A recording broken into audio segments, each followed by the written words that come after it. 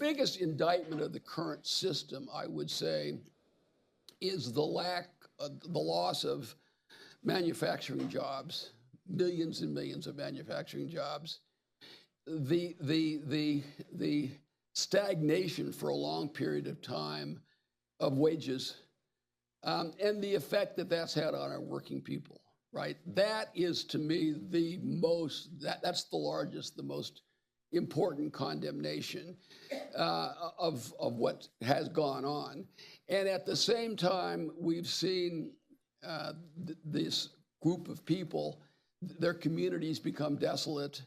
They're losing hope. They're actually this group. If you take a proxy for this group of working class people, which is, by the way, is 2/3 of us, right? It's a big group.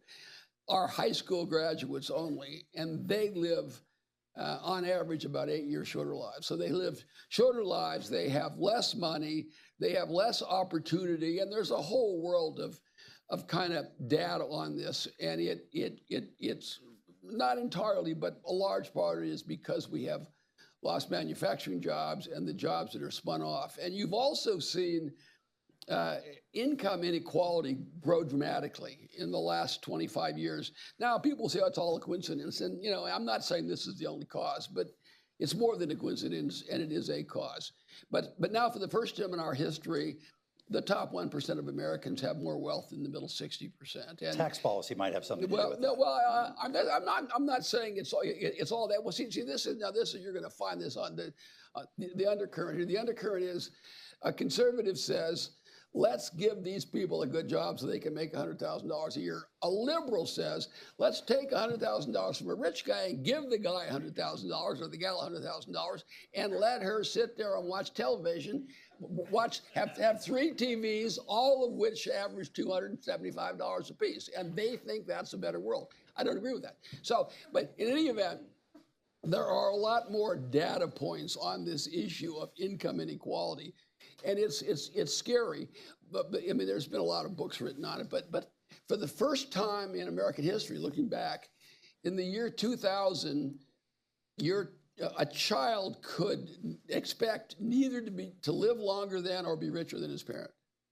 I mean, just if you kind of think about what we have done, and a lot of it, not all of it, a lot of it was the result of this hubris, this end of history thing that happened when the Soviet Union fell, and you remember all this in the 90s. We put in place this Uber system, and now we're reaping the results. All right, now I'll let you sit down and tell me what the other. Well, let's take pieces of that if you don't mind. So first, right, on the notion of balance, I mean, there is an arithmetic equality between the trade deficit and our capital surplus, and what you call losing wealth to other countries or becoming poorer is other countries being willing to invest in the United States, allowing the dollar to play the role it plays globally, the exorbitant privilege of us to be able to finance our debts, both government debts, but also all the personal debts that are tied to the same rate, more affordably than if not. Are you saying we should give up the role of the dollar in order to achieve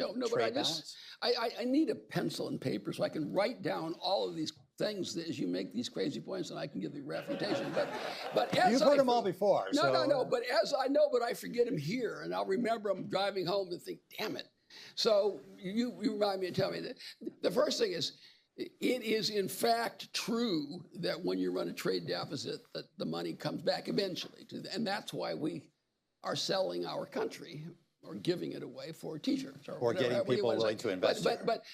But the notion that we need that investment is not an accurate notion. The reality is that we have lots of money in corporate America sitting on the sidelines. So this money is coming back largely not in greenfield investments, which is what we'd all like to have. No, it's portfolio investments. It's largely debt, and it's real estate. What it is really doing is crowding out other money. It has to come back here. It's not. Now, if we were an LDC, then that would be true. An LDC would say we don't have enough money for investment. So if you think of it, your trade deficit or your balance on current account is the difference between your investment and your savings.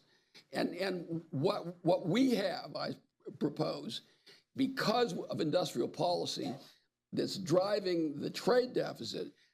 Investment is more or less set by the demand for investment in the United States. We're not like a developing country. And therefore, what happens is we end up with a lot of consumption and low savings of percent of GDP. That's in fact, so that's the one thing I've debunked that one. Now everyone agrees with me. Now, then the other one, the dollar. It's important. It's kind of a mixed thing the way I see it. And I'm being funny. I know it suggests at all that Mike doesn't think about these things as much as I do. Although he's too busy now, probably, so he hasn't kept up. But for most of his life, he thought about these things every bit as much as I did, and with the same objective, which is to say the good of the country. I should concede that right up front. I don't concede that to very many people, but I do concede it in this case.